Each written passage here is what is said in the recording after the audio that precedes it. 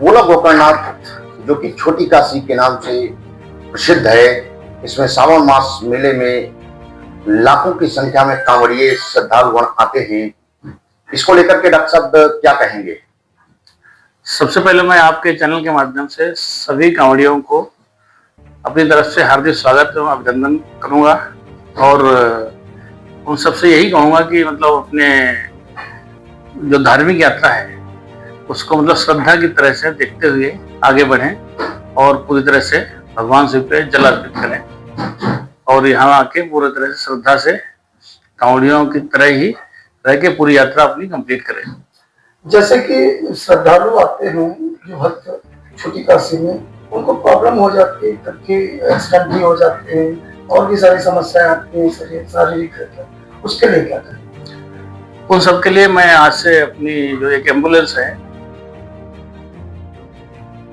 वो 3 रूट से कांवड़िए ज्यादा आते हैं। एक तो मेन रूट है मोहम्मदी रूट, दूसरा सिकंदराबाद रोड, तीसरा हमारा जो है लखीमपुर रोड। इन तीनों पे काफी मात्रा में भीड़ होती है, लगभग कभी कभी तो 4 से 5 लाख तक कांवड़िए आते हैं। इन सबको देखते हुए हर रोड पे हमारी एम्बुलेंस रहेगी, जिसमें तत्काल में अगर कोई दिक्कत है जैसे कि बुखार, खांसी, जुकाम या कभी लंबे रूट से आ रहे हैं तो उनको कई बार दर्द भी हो जाता है, तो हर तरह से उनको तत्काल में दवाई दे के तुरंत ही उनका वहीं पे उपचार हो जाएगा। उसके अलावा अगर कहीं कोई छोटा मोटा एक्सीडेंट हो जाता है, उस रोड पे गाड़ी निकलती है या बुला भी सकते हैं, क्योंकि उसके लिए मैं एक नंबर जारी कर रहा हूँ जो कि नंबर आप लोग दिखा सकते हैं। उस बेस पे अगर कहीं कुछ टाके लगना है, कुछ एक्सीडेंट हो जाता है अनहोनी, तो फर्स्ट एड इलाज अपने आप पूरा तरह से फ्री कर दिया जाएगा। अच्छा, ये जो व्यवस्था होगी इलाज फ्री का है, और इसमें जो है केवल कांवड़ियों के लिए होगी या और भी जो यहाँ पे जो प्रशासन लगा हुआ उन्हें कुछ?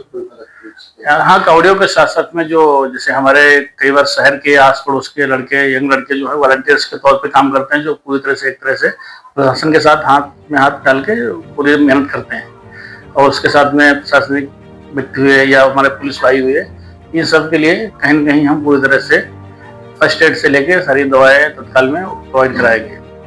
एम्बुलेंस का जो कितनी दूरी तक कवर करेंगे? ज्यादा भीड़ देखी गई है, जैसे 10 से 15 किलोमीटर, गोला से 10 से 15 किलोमीटर में ज्यादा रहती है। तो इस एरिया में जैसे इधर हुआ अपना महेशपुर तक रहेगी, इधर सिकंदराबाद है, इधर अजागढ़, इन सब क्षेत्र में अपना गाड़ी चलती रहेगी। उसी बेस पे हम लोग पूरी तरह से तैनात करके 4-5 स्टाफ रहेगा, ट्रेंड स्टाफ होगा, वो सब पूरी तरह से कांवड़ियों को मैनेज करेंगे। ये तो फर्स्ट एड डॉक्टर साहब हो गई, अगर क्रिटिकल कंडीशन है तो उसको मैं हॉस्पिटल बुला के जो भी होगा उसके लिए मैंने एक वार्ड अलग कर रखा है, जरूरत पड़ने पर उनका इलाज हो जाएगा। डॉक्टर साहब क्या संदेश है और ये ख्यालात कहाँ से दिमाग में आ गया, कितना श्रद्धा भाव?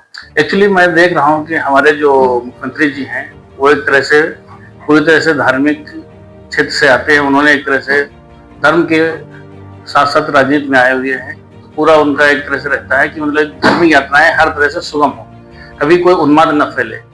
कभी कभी देखा गया है कि कांवड़ियों के आड़ में कुछ 1-2 हुड़दंगी आ जाते हैं, उस तरह से पूरी कांवड़ यात्रा ही बदनाम हो जाती है, एक तरह से पूरे सनातन धर्म को बदनाम करने लगते हैं। इसलिए मैं कहता हूँ जो रियल श्रद्धालु हैं, श्रद्धा भाव रखते हुए कभी भी इस तरह की हरकत न करें।